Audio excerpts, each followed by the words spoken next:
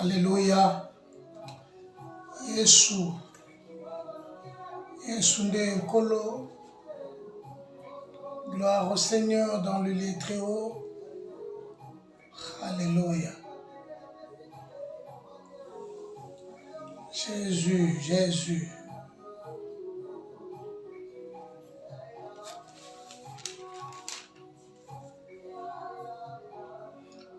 Bien-aimé, shalom, shalom, shalom. Elike koma mukuse. Akosa desate, nabotama molongi. Alléluia. Facile. Seigneur, nous te disons merci pour Nangongo Luso Kabili Biso. On sent kumama na yo. Alléluia. Kombo na yo nde tombo mamo santo. Alléluia. Yesu ndabunda kapona biso.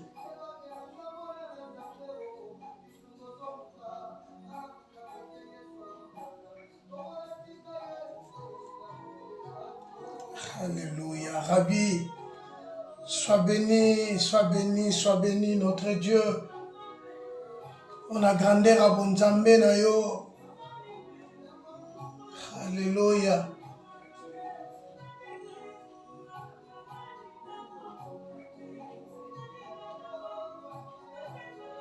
Kokateo.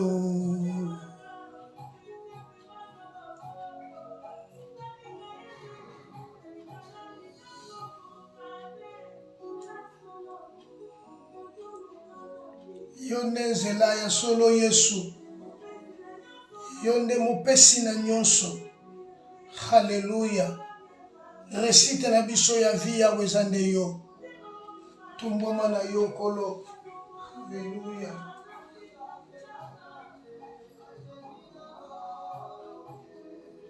Alléluia.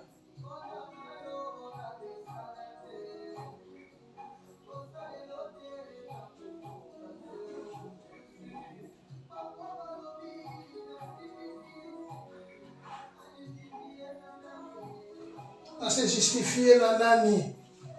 Alléluia, alléluia. Yonde nzambe, yonde nzambe. Kolo kumama na yo. Gloire au Seigneur, gloire au Seigneur. Dieu tout-puissant soit béni. Alléluia.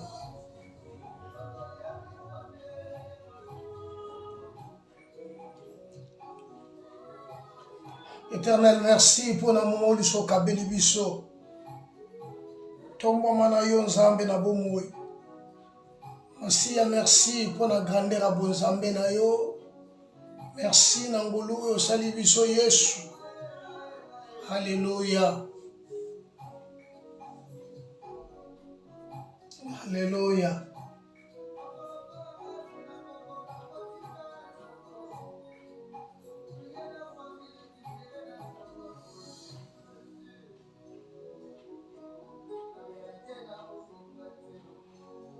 Kozanga yo Yesu na kokoka te.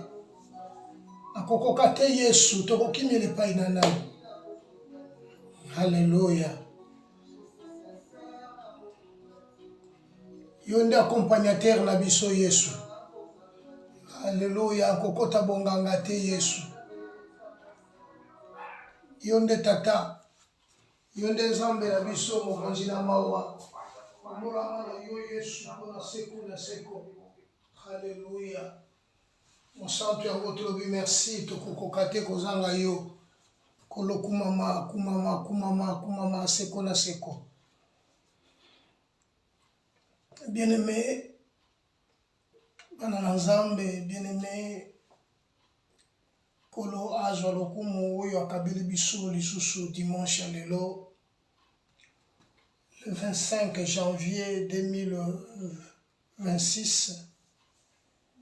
Nzamba sepelaki lisusu to ya lisusu liboso na biso pour que to partager maloba na Nzambe okola chaque dimanche na 12h tozalaka na tana biso oyo ya kopartager loba na Nzambe ensemble yango tolobi bonjour ou bonsoir selon l'heure bolanda biso na bandeko nyonso oyo bakolanda biso kolona lola apambwama kolona lola azwa na ye lokumu kozanga Nzambe tokokoka te na bavi na biso parce que Nzambe ndaza maître ya temps et ya circonstance ya bavi na biso. Voilà, bien aimé, tout petit rappel dimanche passé tozalaki tolobelaki likambo environnement et comment faire pour vivre un environnement paisible.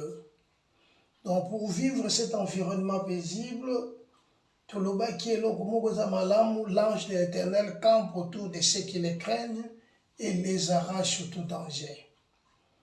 Donc Nzambe ndaza na makoki ya kosalela moto oyo moto akoki kosala te. Donc pour que moto vivre un environnement, tolobelaki environnement oyo tolobelaki ezali tout ce qui nous entoure. C'est ça l'environnement. Na kati nango tozana mai, tozana mupepe, tozana biloko nyonso ezali ko entourer biso yango environnement. Mais cet environnement là, Bible nous dit malheur, réjouissez-vous cieux et vous qui habitez dans le ciel, malheur à la terre et à la mer, car le diable est descendu vers vous, animé d'une grande colère. Cet environnement est corrompu, selon la parole de Dieu nous dit, le monde est à Dieu, mais il est sous pouvoir du malin. C'est le diable, le lot, à maître, à conduire, à salaba,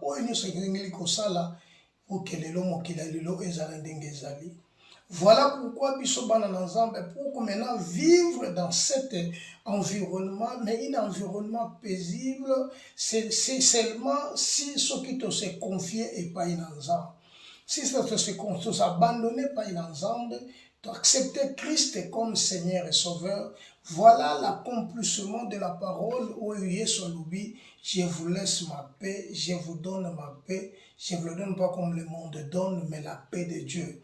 Donc la paix de Dieu dans nos vies est uniquement pour que ma vie n'abisse.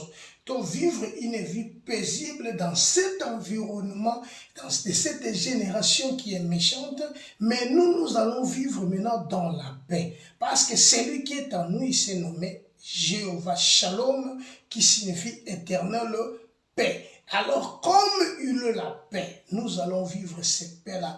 Lui-même est la paix, il habite en nous, il est au milieu de nous, et voilà, tu as dit Koloba. Na mukana na Nzambe toye kosukisa na Philippiens chapitre 3 où tolobelaki esengelaki na biso bien aimé seulement totambola na Nzambe et to vivre cet environnement de paix. Donc Nzambe ko protéger biso, Nzambe ko garder biso, Nzambe ko zala pona biso et biso to ko appartenir na Nzambe to ko benga ba fille pe ba fils de Dieu. Voilà les lots tozolo bela thème na biso. Ce thème est une question qui a été posée et Nzamba a posé un mot na kati ya Biblia yango lelo toyeko poser question et zongeli biso maintenant Nzamba azotuna mukolo moko Agar yango to poser question na qu'as-tu Agar? Qu'as-tu Agar? Qu'as-tu? Donc question na eyelelo que se posait pas une biso tous na siècle oyo biso tozo vivre mais keke oyo question oyo maintenant eza posée pour la biso. Pour rappel tout na kozonga to comprendre Agar c'est qui? Agar ezali une servante, une femme égyptienne azalaki servante ya Sarai ou Sarah moisi ya Abraham. Avant qu'il n'en il y a un certain moment, dans certain belé, Agar, Sarai azalaki kobotate, alaki na problème. Alors Sarai a proposé mobali na ye Abraham ke aleka na kobimana Agar babota parfois kobota pour que ye mena azwa bana wana bazala kola bana na ye. Bible wana tozana soki toke na Genèse chapitre 16. Sarai, femme d'Abraham, ne lui avait point donné d'enfant. Elle avait une servante égyptienne nommée Agar.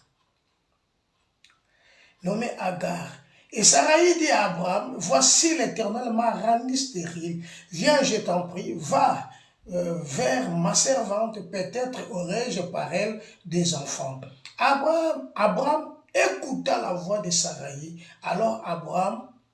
Alors Sarai, femme d'Abraham, prit Agar l'Égyptienne, sa servante, et la donna pour femme à Abraham, son mari. Abraham habitait 10 ans dans le pays de Canaan. Il alla vers Agar et elle devint enceinte. Et quand elle vit enceinte, elle regarda sa maîtresse avec mépris. Voilà, Agar aye kokoma na mokuma ya Abraham ndenge totangi na Genèse chapitre 16. Akomaki na mokumba, pendant qu'akomi na mokumba, Bible lobi, elle devint enceinte et quand elle se vit enceinte, elle regarda sa maîtresse avec mépris. Akomi maintenant ko tchola maîtresse na ye to patronne na ye, akomi ko tchola maintenant mwasi ya Abraham. Parce que à comprendre que moi je suis en abotakate, à un problème ya kobota ne aye kokoma kochola kaye parce que comprendre que ye akoza na mokumba akopesa mwana epai ya Abraham, mais cette dame azalaki une impossibilité ya kopesa mwana to ya kozwa mokumba. Voilà maintenant akomi kochola kaye, akomi ko mépriser ye. L'histoire, ils ont raconté comment moi si azwa qui pensait à kosala yango, azwi pensé wana, croyant que ekobote na ye litomba, mais litomba o ekobote li ezali siko mépris. Akanzeka kozelo kwa malonga mais bote li mépris. Or Agar qui signifie fuir. Je répète, Agar qui signifie fuir. Donc elle a dit si kokima. Zoka a commis moi si maintenant ya maître na ye Abraham oyo aleki na kopesa ye mwana wana kombo na ye Ismaël. Donc mwana wana abotami ya mobali kombo na ye kombo na ye Ismaël, mwana abotamaki toyebi malamu Ismaël. Toyebi malamu kazalaki mwana ya Abraham oyo abotami na mwasi oyo babengi Agar. Agar aboti mwana kombo na ye Ismaël. Ismaël qui signifie Dieu attend. Alléluia. Notre problème maintenant ezali terme oyo leki na kosesa kombo na ngo ezali qu'as-tu Agar. Nalingaki na place oyo yo kocha Agar ezala lokola mena ezala yo ocha kombo na yo na place wana ocha kombo na yo qu'as-tu biaka qu'as-tu intel je suis kocha kombo na yo parce que moi je sais bien ezala makambo oyo ezo déranger yo lelo ezala makambo oyo ezo tungisa yo parfois ozo kokape kozula ngo solution te. Au combien moment donné, aussi au lembi. Na lingine biso que Agar, l'Égyptienne, bien aimé, na yebi que yo yebi, parfois li solo oyo malam. Je sais, tout le monde connaît Agar. Elle était la servante de Sarah. Peut-être, elle était, peu après, elle est devenue la mère de l'enfant d'Abraham, la mère de l'enfant d'Abraham, et l'enfant nommé Ismaël, qui signifie Dieu attend. Nzambe oyo ayokaka. Ismaël est la kisi nzambe oyo azoyoka, nzambe ayoki. Qu'as-tu Agar. Les problèmes sont posés Nini et Yaki. Nous avons raconté une histoire. Tu m'as dit la Genèse chapitre 16. Mais ma solo, tu m'as dit la biso, toujours qu'il y a la Genèse 21. Moi, si à comment qu'il y a mon combat, à boti moi, parce que Sarah azalaki kobotate. Sarah zobotate. Et Bible lobi maintenant, tu es la Genèse chapitre 21. Nalobaki na biso que l'histoire est la kisi biso, l'histoire nous, auto partie la kisi elle a kisa biso makambo yo. Oyo parfois tozo vivre, makambo oyo parfois tozo mona, makambo oyo parfois ezo tungisa le musu ba vie na biso. Yango question à poser lobi Agar qu'as-tu? Donc soit si ko kombo na yo tia na place wana eloko ezo salo passe. Donc, on dit que Agar azalaki servante, mosali nandaku ya Sarah, mais ayaki koko ma maman ya mwana ya Abraham. Abotaki mwana moko ya mobali. Alors, ngalelo na ye na motuna ngo ezali boye, toza na Genèse chapitre 21. Genèse chapitre 21, tobandi bongo na verset 9. Sarah vit rire le fils d'Agar.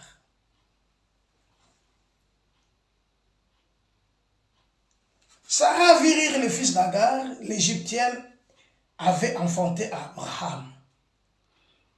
Et elle dit à Abraham, chasse cette servante et son fils, car le fils de cette servante n'héritera pas avec mon fils, avec Isaac. Cette parole déplut fort aux yeux d'Abraham à cause de son fils. Dieu dit à Abraham que cela ne te plaise pas à tes yeux et accorde l'enfant de ta servante. Accorde à Sarah tout ce qu'elle te demandera. Car c'est d'Isaac que sortira une postérité qui te sera propre. Je ferai aussi une nation au fils de ta servante, car il est ta postérité. Problème na ye nango na bi ke tozo tuna motuna. Eza question. Mais cette question est dans la profondeur où tokoki ko comprendre makambo tozo vivre lelo. Na ba vie na biso, na ba famille na biso. Parce que Agar, pendant qu'akomi na mwana, Sarah n'a mabotité.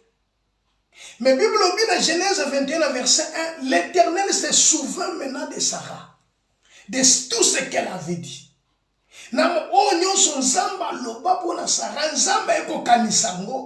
Voilà Sarah a commis enceinte à boti mwana mobali, oba pesi kombo Isaac.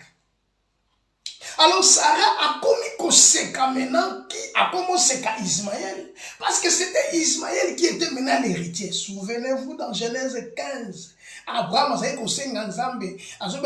que je m'en vais sans enfant. Alors l'héritier a dit que donc bana ba serviteur na ye. Mais Dieu se souvient maintenant d'Abraham, se souvient aussi de Sarah, appréciez moi le col et laquelle qui a causé la postérité. Alors cette postérité, ce n'était pas Ismaël, parce qu'Ismaël c'était la volonté de Sarah, de Saraï. Ce n'était pas Sarah, mais Saraï. Donc c'était la volonté de sa femme que ayaki kozwa mwana ayaki kokende bota mwana wana na kombo Ismaël, mais ce n'était pas la volonté de Dieu. Or pour ça ya nzambe ezalaki ayebaki ke akobota mwana na kombo Isaac. Alors mwana wana kombo neza koseka. Voilà, maintenant tango yango ekoki nzambe a se souvenir na mwana wana, a se souvenir na bango, apesi bango mwana wana. Or, dans verset 9, balobi, Sarah vit rire le fils d'Agar. Sarah commence à se casser Agar. Pourquoi? Parce que moi, je suis un héritier. Moi, je suis un héritier. À l'âge de 100 ans, yango nde soki prophétie tobinaka nzambe mpolaka te soki nzambe alaki yo quelque chose attends-la zela yango ekokokisama certainement ekokokisama.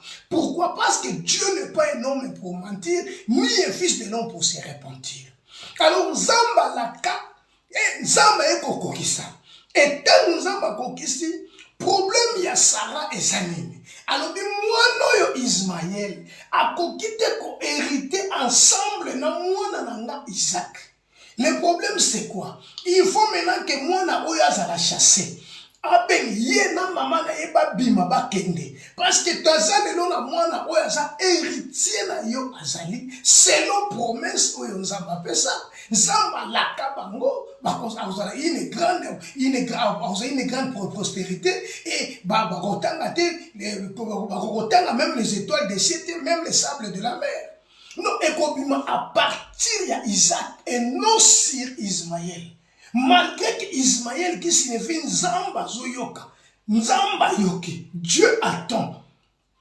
Mais ce n'était pas Ismaël le fils de la promesse, tout l'héritier ya Abraham. Maintenant Sarah a eu dossier wana, a mené pas ya mobile abino, il faut attendre. Mais c'est là de plus mon père est séparé d'un mot de pourquoi? Parce que c'est son sang.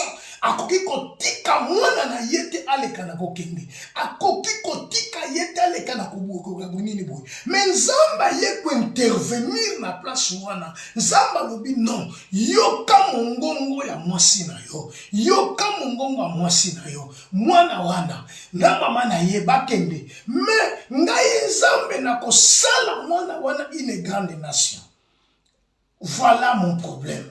Et moi, une grande nation, selon promesse nzamba pesi, mais na tawana mwana wana fa bima, na mama na ye il faut bakende. Bien aimé, et ça passe ça qui douleur par Abraham, mais il n'avait pas le choix. Parce qu'il faut maintenant obéir et pas une ensemble. Il faut obéir la parole où Nzamba lobi na ye. Nzamba confirmé ye. Yo kanzam. Mais Dieu dit à Abraham que cela ne te déplaise. Ne plaise pas à tes yeux. À cause de l'enfant de ta servante. Accorde à Sarah tout ce qu'elle te demandera. Car c'est d'Isaac que sortira une postérité qui te sera propre. Donc, il faut ayoka oyo maman shalobi na ye. Il faut mena mwana kende, ba kende na maman na ye. Problème na biso ezali lelo Sarah te. Mais notre problème maintenant c'est Agar.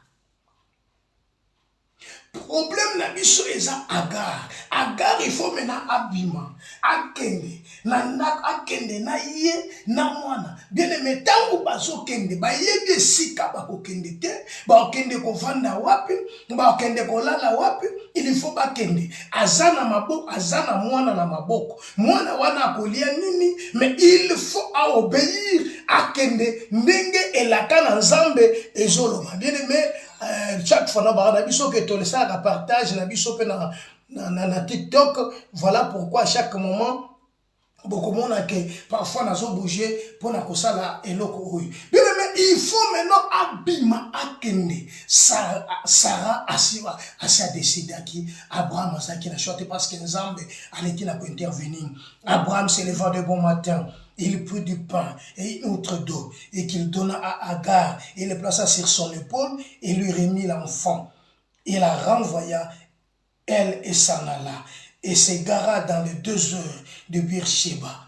Bien aimé, bango mi bale, banamwana, na mama, baleki na kokende, bake na ngomba, bake na Beersheba. Bien aimé, na yaki pona yebisa yoke.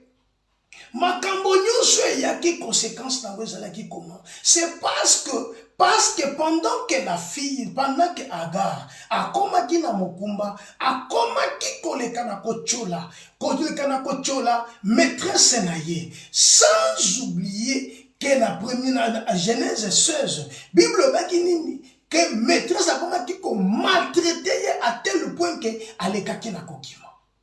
Son nom Agar qui signifie fuir. Et là qui signifie kokima.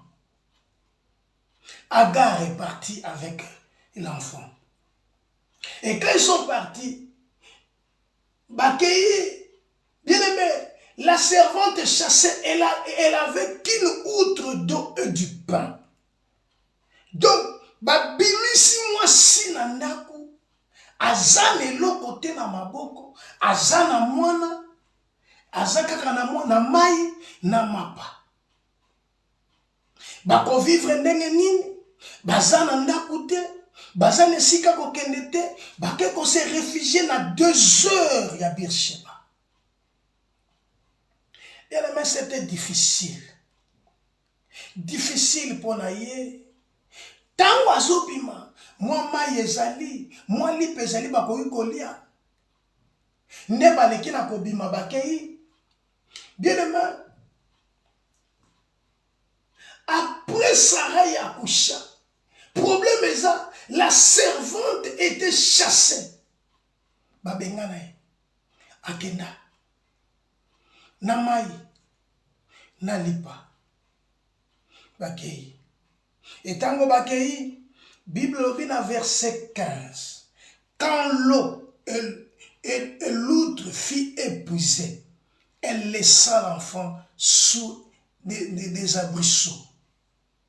Voilà maintenant là où se pose le problème. Là où il y a un grand problème. Bien mais tango abimi na mwana. Akoki kotia mwa muke mwa nzombo wana. Keke mwa mai ezali, mwa outre d'eau eza, mwa lipa ezali. Bien aimé, yango eza lokola soutien, ekoki ko soutenir ye, yango ekoki ko fortifier ye, ekoki ko pesa soki kinzala alie mwa lipa ameli mwa mai, eza ba moyele mususu oza nango, yango nde sikoyo ezo soutenir yo, ezo simba yo. Bien aimé, quand azobima ki ko se réfugier quelque part, ayebi kazana mbongo, azana mwe loko ko sunga, eloko ko kosala, mais Abraham atikali na Sarah. Est-ce que position nanga na mutuna mutuna lelo? Tango Abraham azai kolala pongi, tant que moto. Bien aimé, est-ce que azai kolala malamu? Parce que moi nazali banda. Ayebi te mwana wana azo vivre vinini, ayebi te mwana wana azo lia ndenge nini, ayebi te nini azali parce qu'apesa ke kama outre d'eau na du pain, apesa ki bango. Mais Bible lobi na verset 15, quand l'eau de l'outre fut épuisée, tango shiko mai wana kendaki nango, eleki na kosila. Le problème na tango mai esili. Donc esiko yo mena yo tselaki motema, esiko yo reko konte na yango. Oh non non non non non non non. Agar azana mwana. Bien aimé, problème eza sikoyo na place ya Agar tia siko kombo na yo. Bien aimé, mai oyo zeko konte nango, mai oyo eleki na kosila, elipa pe ezalaki ekoki kosila. Bien aimé, tango esili, Bible lobi boye, elle laissa l'enfant sous un des arbrisseaux, alla s'asseoir vis-à-vis à une porte d'arc.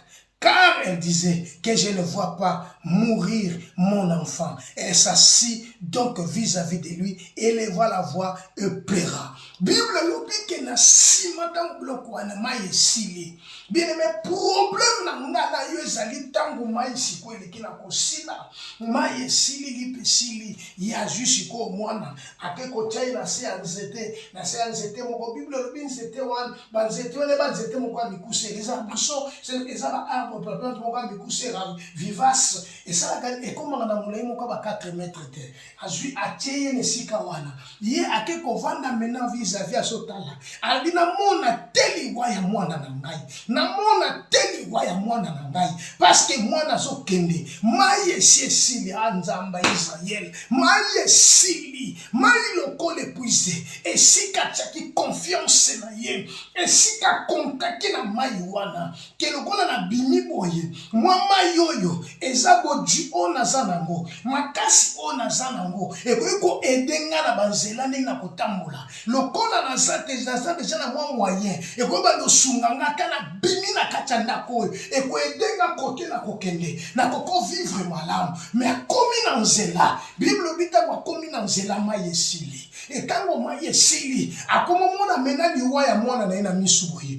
alobi non akitisi wana aboyi ata komema ye ake kovanda liboso atalaka sikoyo mwana abina bina mona liwa ya mwana na ngai te pamba te mwana eloko akolia ezali te mwana eloko akomela susu ezali te ye moko eloko akolia ezali te eloko akomela ezali te nalingi nayebisa yo boye avandi azokotela Bible elobi boye elle éleva la voix et pleura azoganga pe azolela pamba te azomona liwa ya mwana eza makambo ezosalama na kati ya vi na yo lelo eza makambo ezosalama na kati ya bavi na biso lelo esika totiaki espoir esika tose konfiaki nango toye kozwa désespoir toye kozwa sikoyo toye kozwa décevoir biso toye kozala dessus na likambo nango le mosusu na se konfiaki na mbongo nazalaki nango na se konfiaki na yango Agar tango atali sikoyo mai azalaki nango esili tango mai esili lipe esili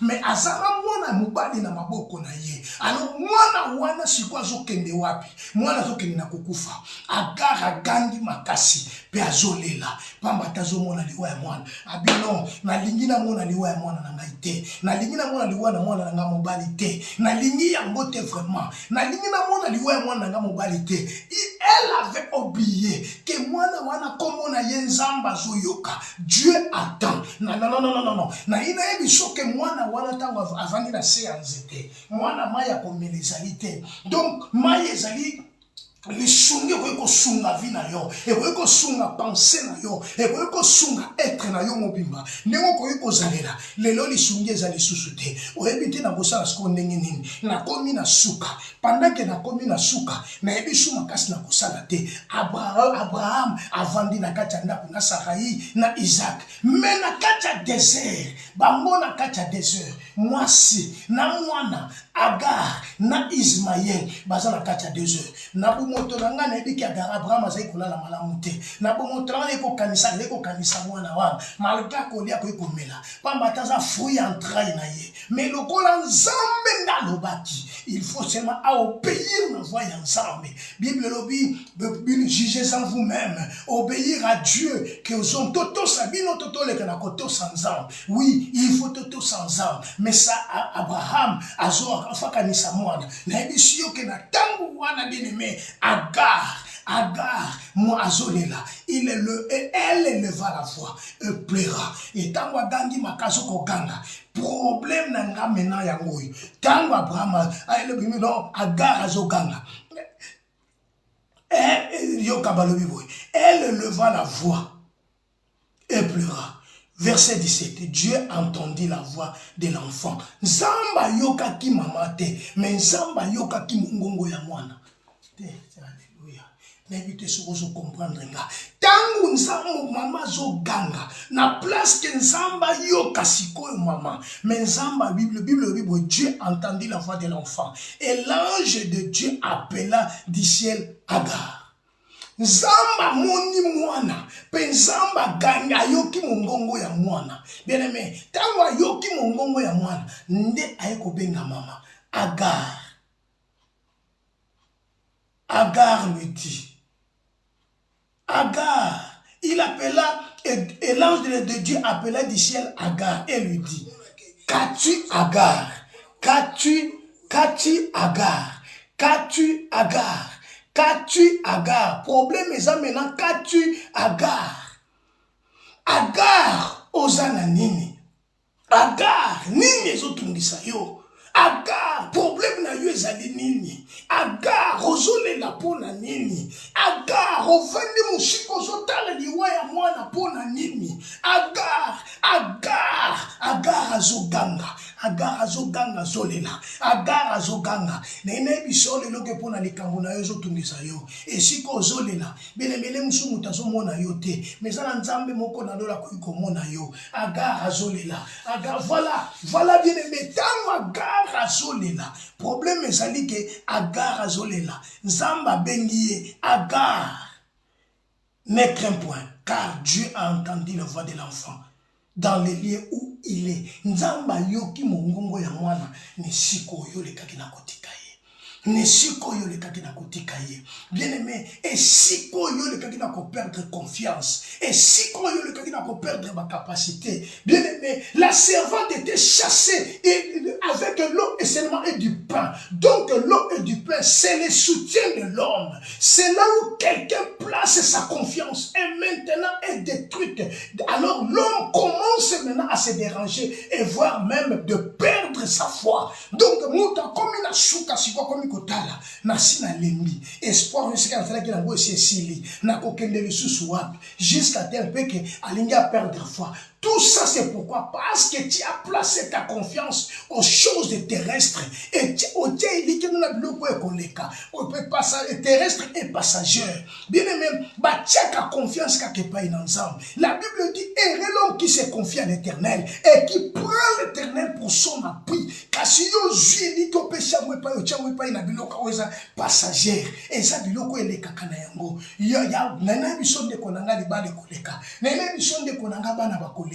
Nene bishonde konanga boja mokili ekoleka, lolendo ekoleka, kolata malamu ekoleka, banda kumituke ekoleka, nyose ekoleka. Mais liloba na Nzambe bien aimé tika liseko na seko. Nzoka de Agar, azalaki na mai na ye. Agar azalaki na lipa. Siko biloko wana leki na kosila. Yo ndenge moko, ozalaki na mwa bodwi, ozalaki na mwa esiko ozali kotie na motema. Oyebi ke loko na sana yango, eloko kobatela bien makambo na ngai eza obele richesse o na zanango obosana ke ko sila obosana ke ko sila bien aimé Dieu se la sala mokili ekoleka esika Agar ayebi ke naza na mwana mais loke ko soutenir nga na nzela e ko soutenir so na nzela ezali lipa oyo na mai oyo bien aimé siko mai yango pesili siko lipa ngo pesili Agar mayele sili ndenge lelo ezali yo mayele si esili yo obiso lelo ko sala te obiso siko ko kende te Agar apusani pembeni na tie mwana na se nzete non tango tie na se nzete Agar abandi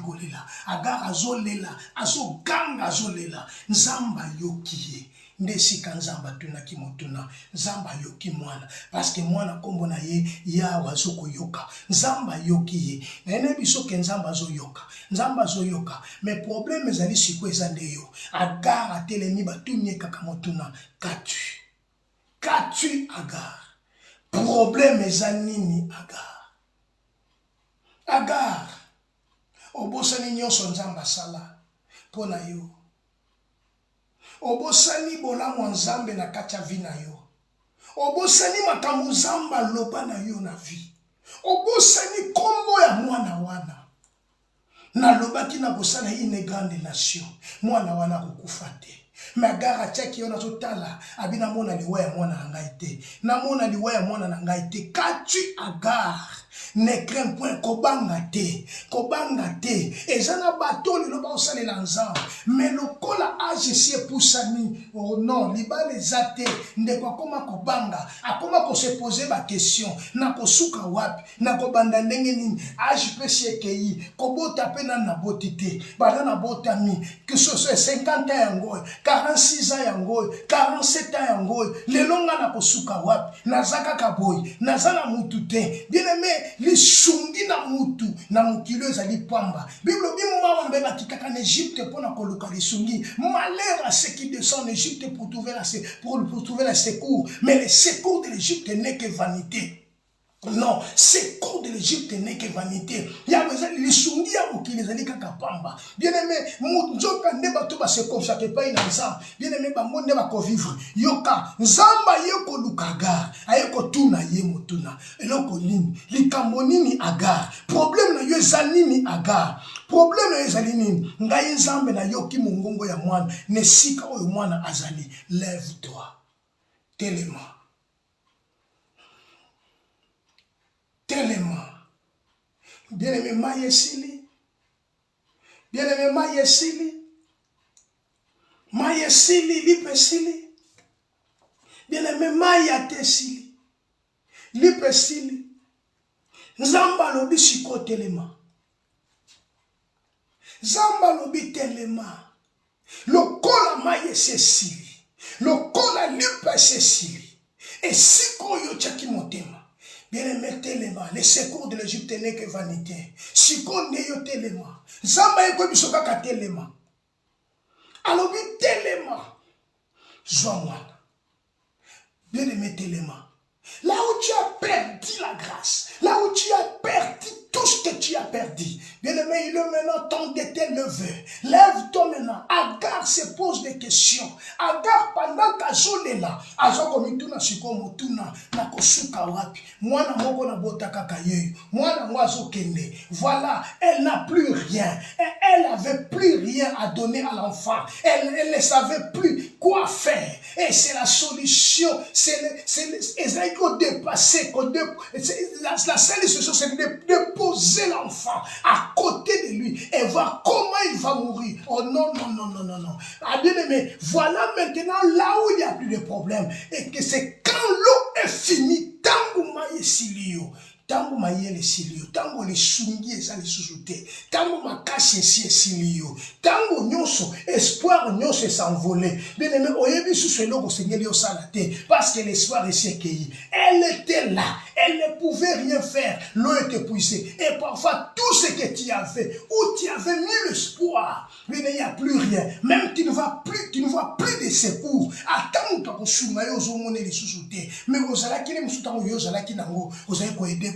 Même quand les sungi sili, nani akosunga yo, nani akoyana aide, parce que moi nazo kende, elle entendait que la mort de son fils, parce que l'oka koli ezalité, et l'oka koni les alité, moi nakoy ko supporter ngote, c'est le secours de l'Éternel. Yahweh nzambe nda dangi na likolo, Yahweh nzambe nda kiti na likolo, Yahweh nzambe nda ye na défense na ye, Yahweh nzambe yango na ko ebisa lelo. Bible lo Bible na mukanda moko na nzambe na mukanda moko na nzambe na Psaume chapitre 34 Bible lo bielo komoko Psaume chapitre 34 Bible lo bielo komoko Psaume chapitre 34 Psaume chapitre 34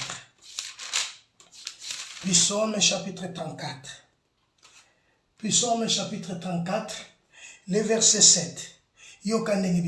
Psaume chapitre 34, verset 7. Quand un malheureux crie, l'Éternel attend et il le sauve de toutes ses détresses. Quand un malheureux crie, l'Éternel attend et il le sauve de toutes ses détresses. Bible dans verset 10. Craignez l'Éternel, vous ses saints, car il n'y a rien ne manque à ceux qui le craignent. Yoka. Craignez l'Éternel, vous ses saints, car rien ne manque à ceux qui le craignent. Oh non. Les lionceaux éprouvent la 17 et la faim. Non, non, non, non, non, non. Les lionceaux comprennent les lionceaux éprouvent la 17 et la faim. Mais ceux qui cherchent l'Éternel ne sont privés d'aucun bien. Yoka, mukona pendant que yazo ganga. Na kobosa na tête dans la Genèse chapitre 21. Mukoloana tant que yazo ganga. Mais le kola David a lobby, les lionceaux éprouvent la 17 et la faim. Mais ceux qui cherchent l'Éternel ne sont privés d'aucun bien. Pourquoi? Parce que moi, chaque gangaki, a gangaki, kole la naye. Quand le malheureux crie, l'Éternel attend et leur répond. Donc, le kola muta passe à l'élie pas une ensemble, à zonye pas une ensemble, à l'élie pas une ensemble, nzamba yoki, paye koyanola, abino, agar. Aga, non, téléma, kende kozwa mwana, téléma, zwa mwana, téléma, zwa mwana. Pambatena bagina kosala une grande nation. Lève-toi, yoka maintenant. Craignez l'Éternel, banga ensemble, yoka, les lions sont, mwana yankosi. Et éprouve la 17 et la fin. Mais ceux qui se confient à l'Éternel, ils sont privés d'aucun bien. Zamba kola alikaka na kubwaka bato wana te. Bato batielaka nzambe motema. Zamba bwakaka bato wana te. Zamba azalaka na bango. Zamba akompanyaka bato wana. Bato nyonso batiela motema epai na nzambe. Bien aimé, Zamba bwakaka bango te. Zamba kwa accompagner bango. Zamba kwa accompagner bango. Baye nyonso. Ceux qui cherchent l'Éternel ne sont privés d'aucun bien. venez mes fils, écoutez. Écoutez-moi, je vous enseignerai la crainte de l'Éternel.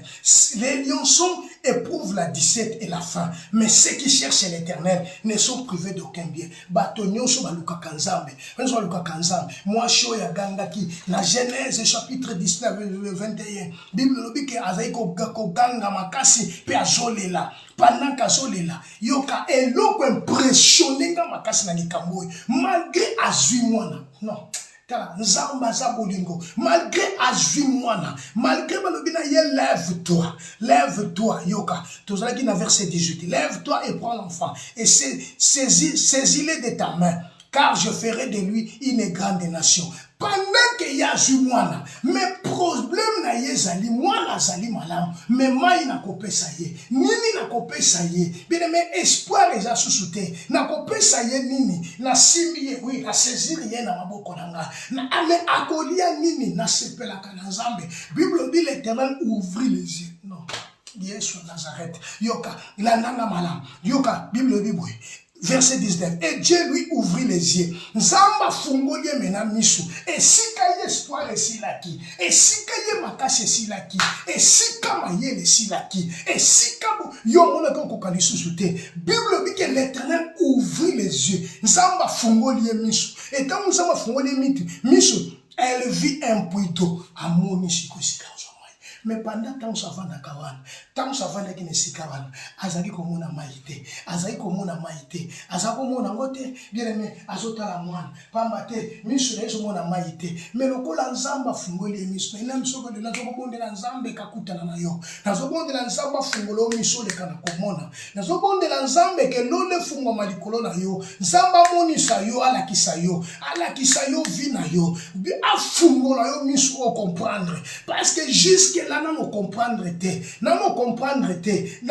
soko zui décision na vie na yo lelo vie na yo peut changer soko zui décision na vie na yo bien mais otiki oko comprendre que nzamba sa na yo longo mais tant que non zui décision te pendant que prier te bato ke ne kolobonela baso ke ne ba 40 jours de prière mais le problème au tema no pesa pas na nzamba parce que moi na wana kombone zela ki yawa zoyoka yawa yoki et yawa yoka ki etangu mama na ya gangi yawa yoki parce que Bible le dit dans Galate, l'enfant tant qu'il est enfant, il ne diffère rien à un esclave. Lorsque l'enfant l'héritier, est encore enfant. Il ne diffère rien à un esclave. Parce qu'un enfant, sexe et vanité. Il ne diffère rien à un esclave. Mais comme son père, sa mère était là, elle a crié, elle éleva la voix, elle plaira. Parce qu'à ce moment-là, azota la koutuyete, mazota la moine.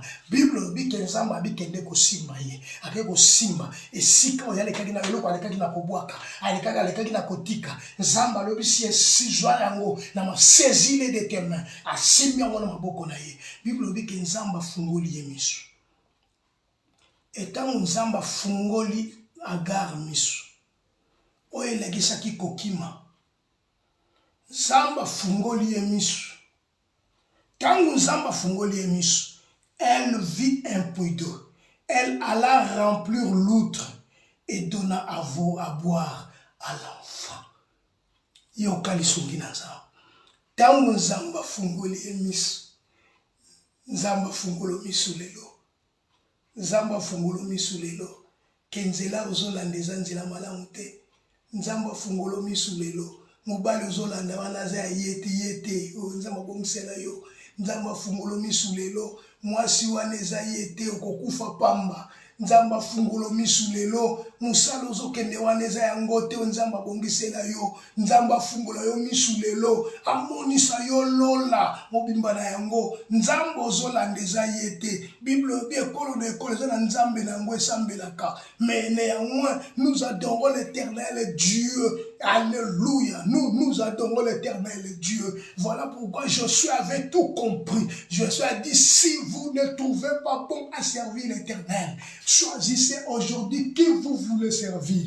Mais moi et ma maison, nous servirons l'Éternel des armées, le Dieu d'Israël. Dieu l'ouvrit les yeux. Dieu l'ouvrit les yeux. Et tant que nous avons fungoli misu, nde amoni puido azui makei atondisi outre nde apesi mwana bien aimé espoir esika ezalaki zute nayebi soki lisungi kaka eza kaka epai na nzambe yango nayebi so David alobi na psaume quand le malheureux crie l'Éternel attend et leur répond kobundisa n'importe qui te na kati ya mokili bien aimé eza na bato nzambe abenga eza na bato nzambe apona eza na bato nzambe atinda mission eza na bato nzambe apesa maloba eza na bato nzambe aloba en quelque chose. Oh non, non, non, non, non, non. Bien aimé, cette dame avait oublié que le nom de l'enfant était Ismaël, qui signifie Dieu attend. Yaibo sanaki yango. Ene biso na batu mususu babenga na kabangote. Ena batu mususu babwaka kabangote. Mais problème eza mena Agar. Agar. Pourquoi? Espoir esili yo. Agar. Nzamba tia eloko kati na yo. Nzamba tia eloko kati na yo. Lelo zolela obwaki nzambe oyebite lisungi esika nini okoki koresure oyebi yango lisusu te yoka Dieu lui ouvrit les yeux et elle vit un puits d'eau et alla remplir d'eau et donna à boire à l'enfant. Dieu fit avec l'enfant et qui grandit habita dans le désert et devint tyrannique. Il habita dans le désert des parents. Et sa mère lui prit une femme du pays d'Égypte.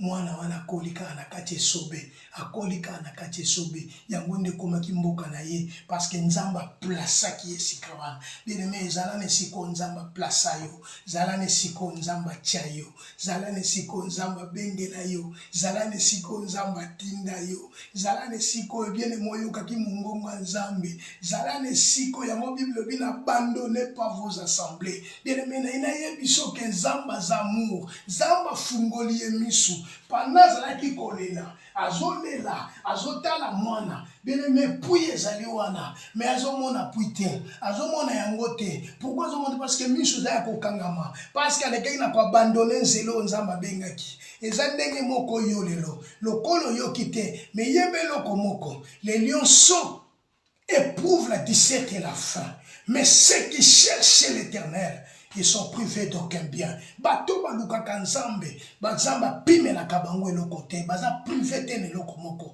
Bato baluka kanzambe. Donc ils sont la tête et non la queue. Bato wana parce que nzamba zakati na bango. Oh, nzamba nzamu sungi na bango. Oh, nzamba zo tambula na bango elongo. Oh, nzamba zo conduire ne bango. Oh, nzamba zo loba kati na bango. Nzamba za komimonisa. Yango kokana kosala mutu mabete. Po oyebi mutu wana te oyebi yete en fait oyebi mutu wana te omona kaye moyebi yete dimension les hommes parce que la Bible dit la profondeur appelle la profondeur nzamba fungoli Agar misu abitika kolela tika kobanga ozobanga nini Agar ozobanga nini tika telema kende kozwa mwana simba ye na maboko na yo simba ye na maboko nzambe nda fungoli emisu lelo nzamba fungulo misu omona lelo nzamba fungolo misu omona ke yo ze échec oza motu oza mokila te omona ke oza motu pamba te omona ke oza eloko ya kosaya kosakanela te nazobondela ke nzamba fungolo misu lelo nzamba fungola yo misu non Dieu l'ouvrit les yeux nzamba fungoli ouvert les yeux nzambe tanga fungoli misu ndaleki na komona puits d'eau bien aimé puits d'eau et si quelqu'un kotoka mai errez l'homme qui ne marche pas selon les conseils des méchants, qui ne s'assied pas en compagnie des pécheurs, mais qui trouve son plaisir dans la loi de l'Éternel et qui la médite jour et nuit. Qui la médite jour et nuit. Errez l'homme. Mai yangonde bomoy. Jésus c'est l'eau. Jésus c'est le pain. Nous avons gagné les gars qui n'ont pas épuisé. Mai les qui n'ont pas sila. Tango mai esili bomoy esili. Tango mai esili bomo esili mais lelo nazobondela nzambe ke bomo ezala kati na yo parce que mai nzambe si afungoli yo misu omona les lionceaux éprouvent la disette et la faim mais ceux qui cherchent l'Éternel ne se privent d'aucun bien bato bazoluka nzambe eloko moko te ezangaka na kati ya bavi na bango. Nzambe alola kanisela yo, nzambe alola pambola yo, nzambe alola kutana na yo, nzambe alola mona yo likolo efungwama na vi na yo, okende malamu na nzambe esika bacholaki yo, esika basekaki yo, bato bamona lipamboli ya nzambe koakompanye yo, bato bamona bolamu ya nzambe kolanda yo, bato bamona ngolu na nzambe na kati ya vi na yo, bato bakontemple bo nzambe na kati ya vi na yo. Ah bien aimé, tika nzambe afongola yo misu. La Bible dit ceux qui cherchent l'éternel, ils sont privés d'aucun bien. Bato balukaka nzambe esiko bacholaki yo. Bien aimé, malutango zoluka nzambe esiko bafingaki yo, esiko basakanaki na yo. Bien aimé, nzambe ko changer yango parce que nzambe afongola yo misu esika kani yo opotoleka na kozwa solution. Nazobondela kelelo solution na malesa na kati ya vi na yo na kombo na Yesu Kristo. Que Dieu te bénisse. Que Dieu te bénisse. Bien-aimé, ceux qui m'ont aidé à partager enseignement ou partager yango. Ceux qui ont biso na TikTok, to na YouTube, na Mekane Church, nzamba ko accompagner yo. Tikankolo na lola kanisela yo, tikankolo na lola apambola yo. Ko s'abonner na YouTube, na Mekane Church, Mekane Church, ko s'abonner na YouTube. Et si kakani matin na biso nyonso ezalaka chaque dimanche, to tchaka ngona kat na YouTube na Mekane Church. Que Dieu te bénisse. Zamba accompagner yo, Zamba assister yo, Zamba fungolo misu. Na bonde li pona semaine ou la semaine moko béni. Bolamu nzambe couvrir yo. Nyonso kosala na semaine ou ezala epambama na kombo na Yesu Kristo. Amen. Que Dieu te bénisse.